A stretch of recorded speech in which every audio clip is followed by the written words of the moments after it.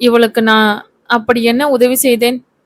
ஒரு நிமிடம் யோசித்தவள் பிறகு அதை ஒதுக்கி வைத்துவிட்டு தன் வேலையை தொடர்ந்தாள். விவி மேம், எடிட்டர் கூப்பிடுறார். ஆபீஸ் பையன் வந்து சொல்லிவிட்டு செல்லவே எழுந்து அவரை பார்க்க சென்றாள்.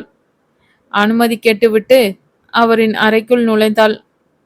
அங்கே நெற்றி நிறைய பட்டையுடன் காந்தி கண்ணாடியுடன் 50 வயது மதிக்கத்தக்க எடிட்டர் அமர்ந்திருந்தார். வாமா விவி, என்ன எப்பவும் ஹாட் நியூஸ் கொண்டு வந்து கலக்கிற?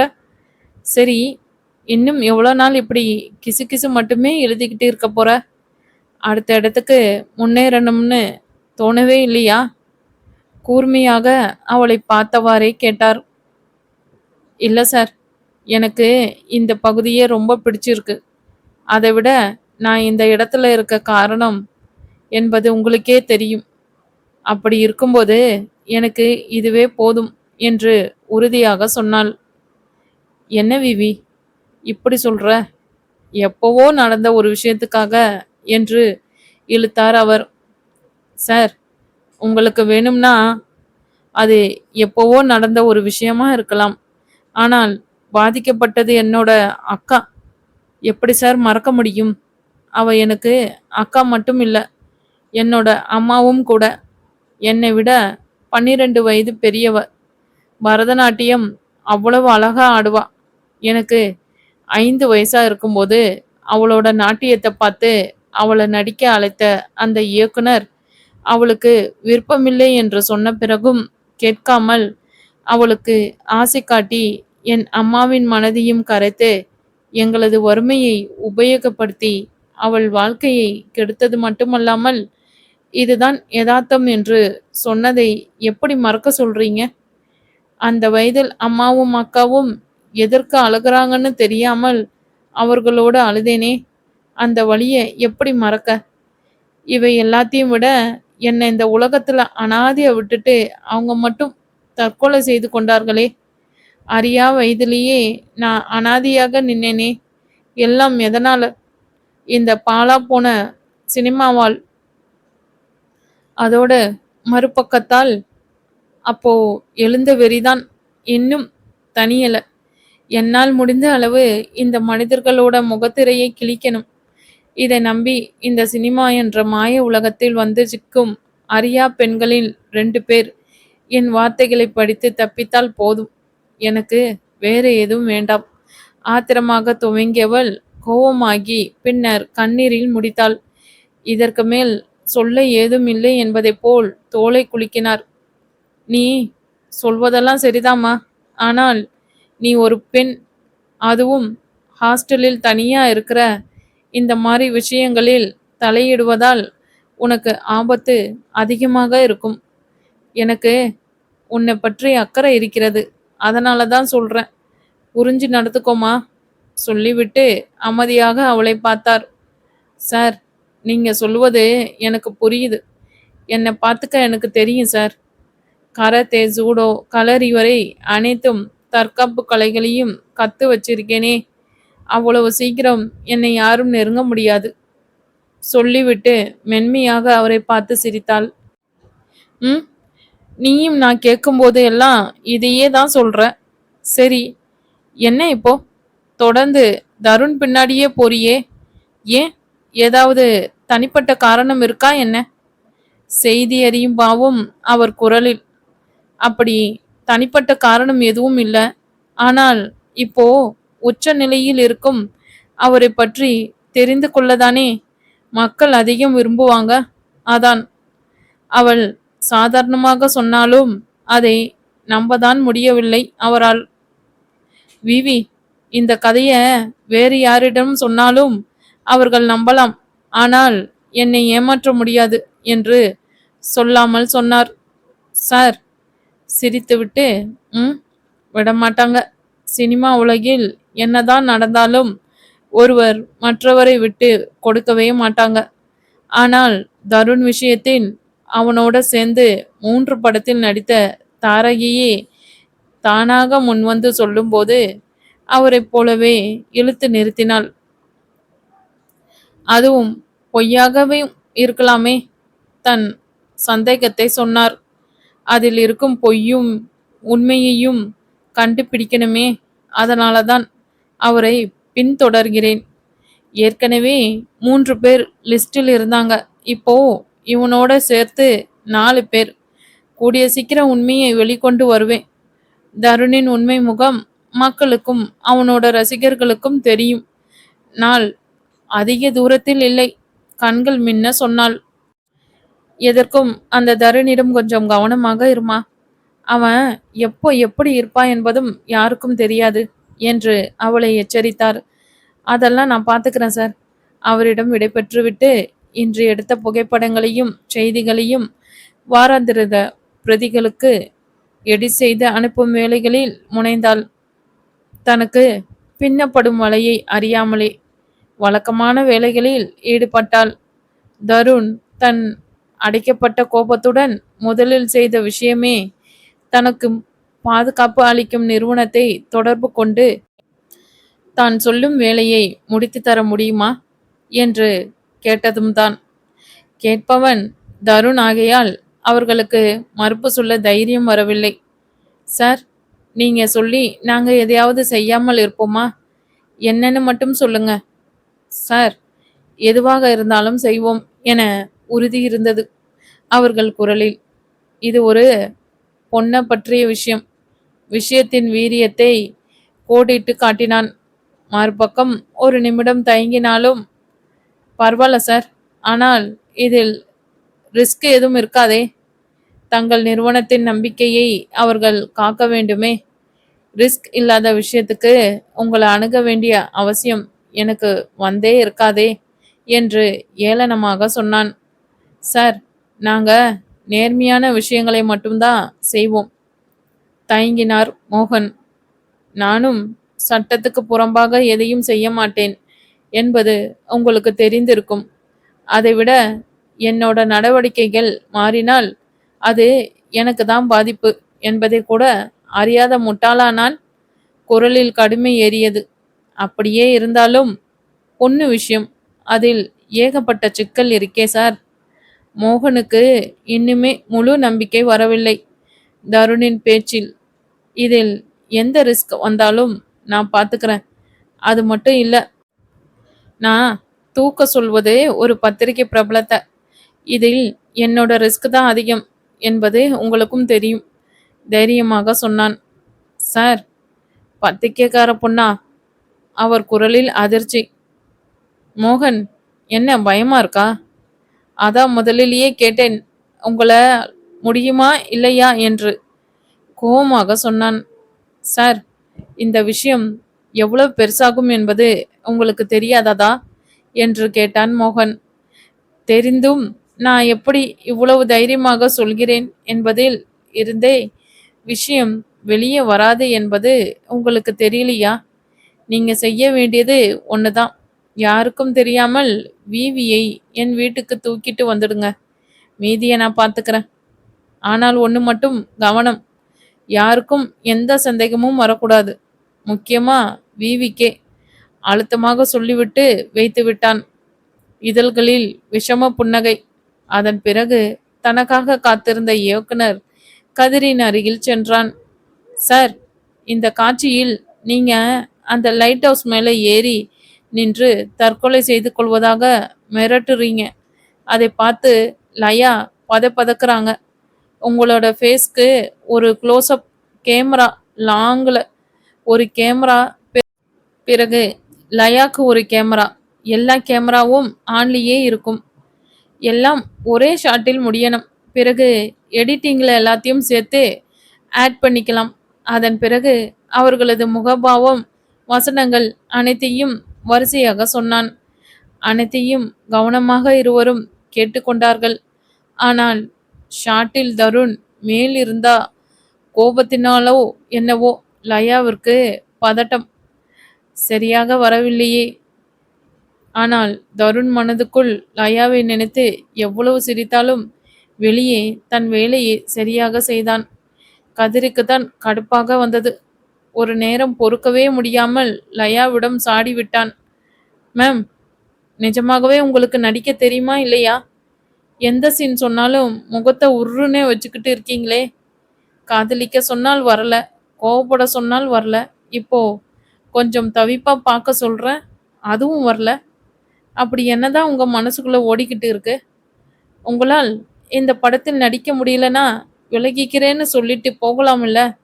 ஏன் இப்படி என் வாழ்க்கையோட விளையாடுறீங்க? தன் வாழ்வில் ஆதாரம் அவள் கையில் இருப்பதால் அடக்கப்பட்ட ஆத்திரத்தில் கத்திவிட்டு சென்று விட்டான். போகும் பொழுதே இவங்க எல்லாம் உடம்ப மட்டும் காட்டிட்டால் போதும்னு நினைச்சு வந்தாங்க போல. வந்து நம்ம உயிரை எடுக்கறாங்க என்று அவன் புலம்பியது அவள் காதில் ஸ்பஷ்டமாக விழுந்தது. லயாவுக்கு அவமானமாக இருந்தது. இதுவரை நான் நடித்த படங்களில் ஒரு முறை கூட இப்படி இயக்குனர்களிடம் திட்டு வாங்கியதில்லை. அதேபோல் ஹீரோவிடமும் சண்டை இவனும் வந்ததில்லை. இந்த தருண் மட்டுமே தன்னை தேடி வந்து தொல்லை செய்வது அவளுக்கு புரிந்தது. அதைவிட சினிமா உலகத்தில் அவனை பற்றி உலாவும் வதந்திகளும் அவனுடன் இயல்பாக பேசக்கூட விடவில்லை. ஒரு நேரம் அவனுடன் தன்மையாக பேசலாம் என்று முடிவெடுக்கும் வேளைகளில் எல்லாம் சீண்டுவதைப் போல் எதையாவது சொல்லி அந்த சந்தர்ப்பங்களையும் பாழாக்கினான் தருண். அவன் எவ்வளவுதான் தன்னிடம் இவ்வாறு பேசினாலும் தன்னை கட்டாயப்படுத்தவில்லை என்பதும் அவளுக்கு புரியவே செய்தது. அவன் பாம்பா பழுதா என்பதை தெரியாமல்தான் திண்டாடினாள். இவன் இரவில் அவனோடு தங்க வர சொன்ன 3 நாளில் 10 நாள் வேலையை செய்து அந்த படத்தை முடித்து கொடுத்து விட்டாள்.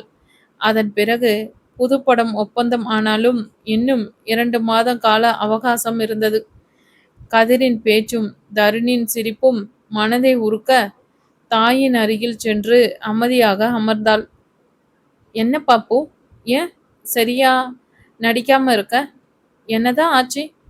மகளின் செய்கை தெய்வாவுக்குமே புரியவில்லை. நான் தான் அப்பவே சொன்னேனேம்மா, எனக்கு இந்த படத்தில் நடிக்க விருப்பம் இல்லை. அவனை பார்த்தாலே எரிச்சல் தான் வருது. தாயிடம் தன் நிலையை சொன்னாள்.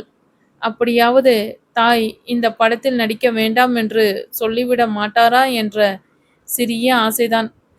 மகள் விருப்பம் புரிந்தாலும் அதை கண்டு கொள்வதாக இல்லை தெய்வா. பாப்பு, பொம்மு, நீ எதுக்கு அந்த தம்பியை பார்க்குற? உன் வேலையை மட்டும் நீ பார்க்க வேண்டியது தானே? உன் தொழில் நடிப்பது. அதை செய்வதை விட்டுட்டு நீ உன் நடிப்பில் மட்டும் கவனம் செலுத்து. மற்றதெல்லாம் தானா சரியாயிடும். தன் மகளை எப்படி சமாளிக்க வேண்டும் என்று தெய்வாவுக்கா தெரியாது?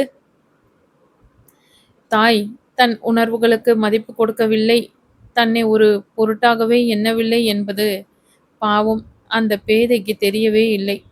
தாயின் மாயாஜால பேச்சில் கட்டுண்டாள் அவள். அம்மா சொல்வதும் சரிதானே, நான் ஏன் அவனையே பார்க்குறேன்? அவன் பேச்சு என்ன பாதிக்க ஏன் அனுமதிக்கிறேன்? என் வேலையை நான் சரியா செய்யாமல் அவனை குறை கூறுவது முறையே இல்லதான். தனக்குத்தானே சமாதானம் செய்து கொண்டாள். அதே நேரம் தருண் இவர்கள் அருகில் வந்தான். என்னம்மா, நான் அவ்வளோ சொல்லியும் என் கேர உனக்கு வரவே இல்லையே? கேள்வி தேவாவிடம் இருந்தாலும் பார்வை லயாவை துளைத்தது. தருண் பேச துவங்கியதுமே தேவா கொஞ்சம் திணறினார். அதைதான் அன்னிக்கே சொன்னேனே தம்பி, எங்களுக்கு விருப்பமில்லை என்று. தருணிடம் பேசினாலும் மகளின் மீதே பார்வையை வைத்திருந்தார். ஆனால் லயாவோ அவன் வந்து அமர்ந்த உடனே அவன் பேச்சை கவனிக்க கூடாது என்ற முடிவிற்கு வந்து விட்டதால் அவர்களின் பேச்சுக்கு செவி சாய்க்கவே இல்லை. தன் ஐபேடில் வலைத்தளத்தை பார்வையிட்டு கொண்டிருந்தாள். விருப்பம் இல்லைன்னா சொன்னீங்க? எனக்கு என்னமோ வேற என்னவோ எல்லாம் வேணும்னு கேட்ட மாதிரி இருந்தது. கண்களில் குறும்பு கூத்தாட சொன்னாலும் உள்ளுக்குள் கண்ணன்று கொண்டு இருந்தான் அவன். தெய்வாவிற்கு இப்பொழுது அதே சந்தேகம்தான். இவன் விளையாட்டாக சொல்கிறானா, வினையாக சொல்கிறானா என்று அவன் கண்களை பார்த்து அறிய முற்பட்டார். அந்தோ பரிதாபம், சிறந்த நடிகனாக அவனுக்கு நடிக்கவா கற்றுக் கொடுக்க வேண்டும்? இல்ல, அது சும்மா நீங்க ஏதாவது தப்பான எண்ணத்துல கேரவனுக்கு கூப்பிடுறீங்களோ என்று தெரிஞ்சுக்க நான் அப்படி சொன்னேன். உனக்கு இவ்வளவு தெரிந்தால் உன் வயது என் அனுபவம் எனக்கா தெரியாது என்பதைப் போல் இருந்தது தேவாவின் பதில். மனதுக்குள்ளே மெச்சிக்கொண்டான் தருண். அட, என்னது, போட்டு வாங்குனீங்களா? நானும் என்னவோ என்னோட பொண்ணை விட எலசா தரேன்னு சொன்னதும் அதை உண்மைன்னு நம்பிட்டு உங்ககிட்ட பேச வந்தால் என்னை இப்படி ஏமாத்திட்டீங்களே. சரி, அதையாவது விடுங்க. மற்ற சமாசாரம் எப்படி? அவன் கண்ணடித்து கேட்க, இப்பொழுது வெளிப்படையாகவே கலவரமாகி மகளை பார்த்தார் அவர். தருணின் ஓரவிழி கவனமும் லயாவிடம்தான் இருந்தது. ஆனால் அவன் எதிர்பார்த்ததற்கு மாறாக இயல்பாக இருந்தது. இப்பொழுது தேவாவிற்கு உண்மையாகவே அவன் மேல் சந்தேகம் வந்தது. தருண் அன்று வாசுவை அழைத்து இவர்களை கேரவனுக்கு கூட்டி வர சொல்லவே லயாவோ மறுத்துவிட்டாள். ஆனால் தேவாவோ தருணை வளைத்து போடும் எண்ணத்துடன் அவனை நெருங்கினார். நெருங்கிச் சென்று அவனுக்கு ஆசை காட்டினார். ஒரு நாயகனை மடக்கிவிட்டால் மகளுக்கு அடுத்தடுத்த படங்கள் புக் ஆகும் என்ற கணக்கு அவரிடம். எனவே அவனுக்கு என்ன தேவை என்றாலும் தான் நிறைவேற்றுவதாக, இரவில் துணைக்கு லயாவை விட இலசாக சின்ன பெண்களை அனுப்புவதாகவும் போதையேற்றவும் உதவுவதாகவும் வெளிப்படையாகவே பேசினார். அவர் பேச்சு அவனுக்கு சுத்தமாக பிடிக்கவில்லை. ஆனாலும் அவரை பகைத்து கொள்ள முடியாதே. எனவே தனக்கு தேவைப்படும் பொழுது அவரை அணுகுவதாக தற்போது அவனுக்கு எதுவும் தேவையில்லை என்றும் சொல்லி அனுப்பிவிட்டான். இவரது பேச்சில் லயாவின் பங்கு எதுவும் என்று எண்ணி குழம்பினான். ஆனால் அவளுடன் பழகிய வரையில் தவறாக நினைக்கும்படி எதையும் சொல்லவோ செய்யவோ இல்லை. அதைவிட எதை அவளிடம் கேட்டாலும் பதில் வருவது என்னவோ தேவாவின் வாயிலிருந்துதான். லயாவிற்கு நடிப்பில் எவ்வளவு ஈடுபாடு இருந்ததோ அதே அளவுக்கு புகழ் வெளிச்சத்தை அவள் அனுபவிக்கவோ அதில் மயங்கவோ இல்லை. அனைத்தும் தேவாவே செய்தார், கவனித்தார். லயா எந்த படத்தில் எங்கே எப்பொழுது நிற்க வேண்டும், நடிக்க வேண்டும், எந்த உடை உடுத்த வேண்டும் என்பது வரை அவரது ஆளுமை தெரிந்தது. லயா இவற்றை உணர்ந்தாளா இல்லை உணர்ந்தும் தாயின் செய்கையை விரும்பித்தான் இப்படி நடந்து கொள்கிறார்களா? இல்லை என்றால் தாயை எதிர்த்து பேச தைரியம் இல்லாமல் பயந்து இவையெல்லாம் செய்கிறாளா? அவளை பார்த்தால் பயத்தில் செய்வதைப் போலும் இல்லை. யோசிக்க யோசிக்க அவனுக்கு தலையை வலித்ததுதான் மிச்சம். அதைவிட அவளை பற்றி தனக்கு ஏன் இவ்வளவு யோசனை என்பதை அவன் யோசிக்கவே இல்லை. எப்படியாவது அவள் மனதில் என்ன இருக்கிறதென்று அவள் தாயின் மறுபக்கம் அவளுக்கு தெரியுமா என்பதை அறிந்து கொள்ளவும் விரும்பினான். எனவேதான் அவர்கள் அருகில் நெருங்கி அவள் தாய் தன்னிடம் கேட்டவற்றை பற்றி கோடிட்டு காட்டினான். ஆனால் அவள் அதை கண்டு கொண்டதாகவே தெரியவில்லை. இதிலும் அவள் மேல் சந்தேகம் வந்தது. ஆனால் தெய்வா மகளின் முகம் பார்த்தவாறே தயங்கி பேசியதால் வந்த குழப்பம் விளக்கியது. ஆக, உன் ஆட்டமெல்லாம் மகளது உழைப்பில் குளிர்காயதானா? இது எத்தனை நாளைக்கு சரி வருகிறது என்று பார்க்கிறேன். உன் மகளுக்கு உண்மை தெரிய வந்தால் என்னவாகும் என்றும் உனக்கு காண்பிக்கிறேன். தனக்குத்தானே எண்ணிக்கொண்டவன் இன்னும் அங்கே இருப்பதில் பயனில்லை என்று உணர்ந்து எழுந்து சென்றான். அவனது குழப்பமான முகத்தை பார்த்து கண்மணி கொஞ்சம் திகைத்தாள். தருண் எப்பொழுது மனதில் ஒன்றை வைத்து மறுபவன் கிடையாது. அப்படியே ஏதாவது பிரச்சனை வந்தாலும் அதற்கு தீர்வு என்னவாக இருக்கும் என்று உடனடியாக சிந்தித்து அதை சரி செய்ய முடிவு எடுத்த பிறகுதான் அதை பற்றி அவன் யோசிக்க கூட மாட்டான். அது மட்டுமல்ல, எடுத்த முடிவை சரியானதாக மாற்ற எதையும் செய்வான். அப்படிப்பட்டவனை இவ்வளவு குழப்பும் விஷயம் என்னவாக இருக்கும் என்று அவளுக்கு ஓரளவு யூகம் இருந்தது. ஆனால் அதை தெளிவுபடுத்தி கொள்ளும் விதம் அறியாமல் தான் அமைதியாக இருந்தாள். அன்றைய அவனது தெளிவின்மை படப்பிடிப்பில் கூட வெளிப்பட்டது. தன்னை இன்று நடிக்க முடியாது என்று சொல்லி அறைக்கு திரும்பி விட்டான். ஏற்கனவே வெளி மாநில படப்பிடிப்பு லயாவால் தடைப்பட்டு இருந்தது. இப்பொழுது வெளிப்புற படப்பிடிப்பின் தருண் தனக்கு நடிக்கும் மனநிலை இல்லை என்று சொல்லிவிட்டு வீட்டுக்கு வந்து விட்டான். கதிருக்கு தான் என்ன செய்வது என்று புரியவில்லை. தான் படம் துவக்கிய நேரமே சரியில்லையோ என்று தன்னை நொந்து கொண்டான். தருணோ தன் வீட்டுக்கு சென்றால் தாயின் பேச்சை கேட்க வேண்டும் என்று சொல்லி அங்கேயே செல்லாமல் அவன் கண்மணிக்காக வாங்கிய வீட்டில் தங்கி கொண்டான். வெளிமாநில படப்பிடிப்பு முடித்து வந்து 2 வாரங்கள் ஆகிவிட்டன. கண்மணி எவ்வளவோ சொல்லி பார்த்தோம் அவன் அம்மாவின் வீட்டுக்கு செல்ல சம்மதிக்கவே இல்லை. ஒரு அளவுக்கு மேல் மகன்களையே கண்டிக்க முடியாத பொழுது முழு ஆண் மகனாக அவனை எவ்வளவுதான் அவளால் கண்டிக்க முடியும்? இருந்தாலும் அவனது குழப்பத்தை தன்னால் தீர்க்க முடியுமா என்று அறிய அவன் அருகில் சென்றாள். அவனோ அவள் வந்தது கூட தெரியாமல் யோசனையிலேயே மூழ்கியிருந்தான். தருண், என்ன குழப்பத்துல இருக்கியா? மெதுவா பேச்சு கொடுத்தாள். சட்டென கலைந்து, ஆமா, இல்ல, இப்போ எதுக்கு வந்த? மறுபடியும் என்னை அம்மா வீட்டுக்கு போக சொல்லவா? அதான் ஏற்கனவே சொல்லிட்டேனே முடியாதுன்னு. வேற எதுவும் இல்லனா நீ கிளம்பு. அவள் கேட்க வருவதை சொன்னான். கவனிக்காமல், தருண், நான் கேட்டதுக்கு பதில் சொல்லாமல் அப்படி என்ன யோசனை? உன் மண்டையை குடையும் விஷயம் என்னவென்று தெரிந்தால் என்னால் முடிந்த உதவியை நான் செய்வேனே. உன்னை இவ்வளோ ரெஸ்ட்லெஸ்லா நான் பார்த்ததே இல்லை. இன்னைக்கு ஷூட்டிங் கூட நீ கேன்சல் பண்ணியிருக்க. என்ன விஷயம்? அவன் அருகில் அமர்ந்து கேட்டாள். பெருசா எதுவும் இல்லை. எல்லாம் அந்த லயாவோட விஷயந்தான். அந்த தெய்வா மகளை முன்னாடி நிப்பாட்டிட்டு பின்னாடி எல்லா வேலையும் செய்யுது. இது லயாவுக்கு தெரியுமா இல்ல தெரியாதா? அப்படி தெரியும்னா விலகிக்கலாம். அப்படியே தெரியலனா அவளுக்கு அவ அம்மாவை பற்றி தெரிய வைக்கணும். இன்னும் என்னவெல்லாமோ சொல்லிக்கொண்டே சென்றான். அனைத்தையும் அமைதியாக கேட்டவள், எனக்கு ஒன்று மட்டும் புரியல. அவ அம்மாவை பற்றி லயாவுக்கு தெரியணும்னு நீ ஏன் இவ்வளவு அக்கறைப்படுற? லயாவுக்கு இது தெரிந்தால் என்ன, தெரியாமல் போனால் உனக்கென்ன என்று நிதானமாக அவனிடம் கேட்டாள். அதெப்படி அப்படியே விட முடியும்? ஒரு வேகத்தில் கேட்டான். ஏன் விட முடியாது? அவளுக்கு அதே போல் கேட்டாள்.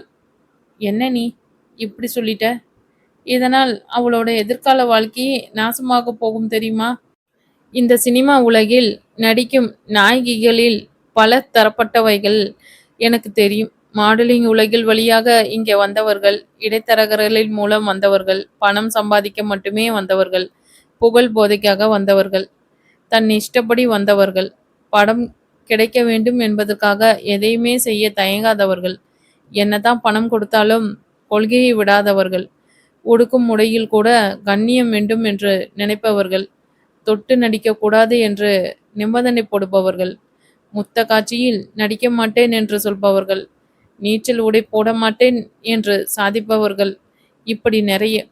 ஆனால் இதில் இந்த லயா விதிவிலக்கு. எப்படின்னு கேட்குறியா? அவளுக்கு நடப்பவைவற்றில் அவளது பங்கு எதுவுமே இல்லை. கேமரா முன்பு நடிப்பதை தவிர இவ்வளவு ஏன் தன் சம்பளம் எவ்வளவு என்பது கூட அவளுக்கு தெரியாது. இப்படி பச்சை பிள்ளையாக இருக்கும் இவளை தன் சுயநலத்துக்காக இந்த தெய்வா என்ன வேண்டுமானாலும் செய்வாள். இப்போ 1,00,00,000 ரூபாய் தரேன், உன் என்னிடம் அனுப்பு என்று எவனாவது சொன்னால் உடனடியாக தன் மகளை அவனிடம் அனுப்பி விடுவாள். லயாவை இவ்வளவு நாள் பொத்தி வைத்திருப்பதன் காரணம் அவள் மேல் இவளுக்குள்ள பாசம் என்றா நீ நம்புகிறாய்? தாயின் முகமுடியை உண்மை என்று நம்பும் அவளுக்கு தாயின் உண்மையான குணம் தெரிய வேண்டாமா? அப்படி தெரிந்தால்தான் அவள் தாயின் முந்தானையில் இருந்து வெளியே வந்து தனியாக சிந்திப்பாள். அப்படி சிந்தித்தால்தான் அவளுக்கு தன் தொழிலில் இருக்கும் சாதக பாதங்கள் தெரியும். அப்படி தெரிந்தால்தான் திடமாக முடிவெடுக்க முடியும். உணர்ச்சி வேகத்தில் சொல்லிக்கொண்டே போனான்.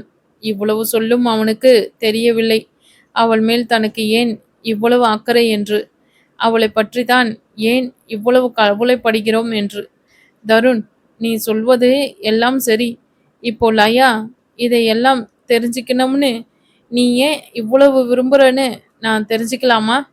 இரு புருவங்களையும் தூக்கி தலையை இடம் வலமாக ஆட்டி வியப்பாக கேட்டாள். இவ்வளவு நேரமும் உணர்ச்சி புலம்பாக வேகமாக பேசி கொண்டிருந்தவன் கண்மணியின் கேள்வியில் தன்னை மீட்டான். அதானே, நான் எதுக்கு இவ்வளவு அக்கறைப்படணும்?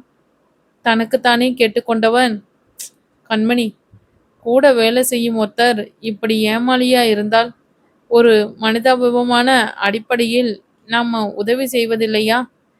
அது அப்படிதான் என்றான். தான் சொல்வது சப்பை கட்டு என்று அவனுக்கே புரியும்போது கண்மணிக்கு புரியாதா? சரி, அதை விடு. நான் கேட்பதற்கு பதில் சொல்லு என்று சொல்லி அவள் கேட்ட எந்த கேள்விக்குமே அவனிடம் பதில் இல்லை. அவள் கேட்க கேட்கவே தன் மனதும் அவனுக்கு புரிந்தது. கண்மணி கேட்ட அனைத்து கேள்விகளையும் தனக்குத்தானே கேட்க துவங்கினான் அவன். அவனை சிந்திக்க விட்டுவிட்டு வெளியேறினாள் கண்மணி.